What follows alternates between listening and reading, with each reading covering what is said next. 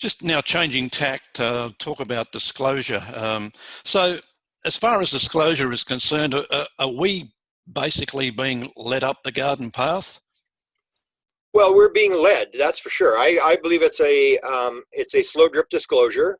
Now everybody's gotten all religious about, To the Stars Academy and Kit Green and Hal Puthoff and John Alexander and all these names. I was talking about these guys in the 1980s, late 1980s. I was saying these guys know what they're talking about. These are guys who had at some point in their career come up against the UFO phenomena.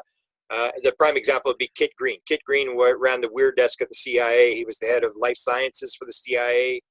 And he was very much interested in the alien autopsy. So he knew a lot of stuff about UFOs, but he could never get read into the alien autopsy. Mm-hmm. So he was basically, that's the thing, these guys would interact with each other. They all had security clearances, and they would talk to each other, and we called them the Avery. Now they're called the Cosmic Club or the Invisible College. Or they have all these different names for these guys who are quietly in the background. Nobody knows they're working on it, but they're talking to other people.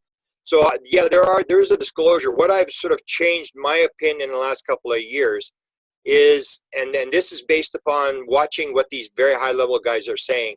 I don't really think the government has what people think they do. I used to think, they had it. There was one story that already started back in 1987. The three of the top guys, Jacques Vallée, Kit Green, and Hal Puthoff. Now, Kit Green and Hal Puthoff have perhaps the longest held top secret SCI clearances in the United States, along with Jacques Vallée, who's a prominent researcher, get together at a Denny's restaurant in 1987, and they're looking at, what can we believe in the UFO phenomena? What's real? There's all this garbage floating around. What do we know for sure?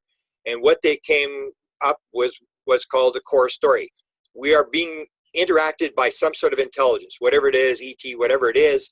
Number two, there's been a crash, and we have some material. We have at least one body, and we have some craft, but we haven't back engineered anything. It's so far beyond us. So you have these stories about, the deep state, and they've got ships going to other planets and stuff. What I've come to conclusion after 45 years is they don't have any of that stuff. Yes, they have one body at least. They have a craft intact. They have they have films that they know are UFO stuff, but in terms of figuring it out, they haven't got a clue. And that's what Kit Green said, who's now famously tied into To the Stars. He said 12 years ago, he said, Uncle Sam and the intelligence community are clueless, and there are intelligence people playing bad games. So that would be my conclusion is, yes, they're leading us. And I think the disclosure may have actually happened. You see Donald Trump, this whole thing with Donald Trump's comment where the Navy goes in and briefs the president. So they show him the videos, the Nimitz. Yes, Nimitz happened. There was a UFO sighting, big deal. It was a UFO sighting. They show him the videos and they say, Mr. President, these videos are real. These are unidentified. And then Trump, as he publicly stated, said, I don't know. I don't know if it's really I don't know if I believe in extraterrestrials. And that's where I think they are. That you have a situation where, yes, the phenomena is real, but in terms of where it's going, that's where I get into the consciousness thing, where in 2012, I shifted gears, realized I was on the wrong train, and realized that consciousness is a key part of this thing. So if you hear people in the government talking about nuts and bolts, free energy, they haven't got a clue. If you go to Tom DeLonge's initial, if you follow his story, his initial interview where he tells how this thing happened, he was in a Lockheed skiff before they started giving him all these people to work with. He's talking to the head scientist at Lockheed, and the head scientist said, I just want to know how they get here. How does it work? How does this thing work? And he said, yeah, he says a bunch of stuff. And the guy said, yeah, it's cool. Okay, what else? I think consciousness is involved. Mm-hmm. And Tom DeLonge said, the head scientist at Lockheed, who's always rumored to be the back engineering company with the flying saucers, says, now you're talking. And he said he wouldn't shut up for 45 minutes. That's all he wanted to talk about.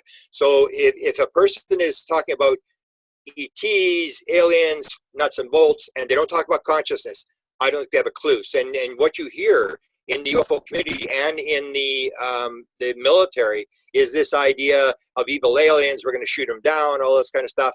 I think, no, we chased around the former president of Penn State University at 14 honorary doctorate degrees, was the head of the Defense Science Board, co-developer of the homing torpedo, president of Penn State for 15 years. And he told us as well, he said, unless you understand about ESP and how it works, you will not be taken in. and the Canadian government in 1950 were told in a top secret memo by the Americans that mental phenomena was involved. So that would be my conclusion. Yes, we are being led. They are telling us this thing's for real. Even Jim Semivan, who's the co-director of To the Stars, was asked, is this green lighted by the Pentagon? And he said, well, of course it's being green lighted by the Pentagon. Most of the people in the UFO community don't think that. They think that there's, Tom DeLonge and these people have all sort of broken away and stuff. No, this is a slow drip disclosure by whoever controls the message. But what they're looking for is more research money, because the vast majority of the military is really not interested. It's not in their sort of scope of things to do. And we haven't really worked on the problem. And it's so far advanced that they're trying to get money through Congress to do some research. But I would bet everything that I know that they really don't know much beyond the fact that this is for real. And it involves stuff that can come into the physical world, crash. But in terms of understanding, I don't think they have a clue as to what's going on.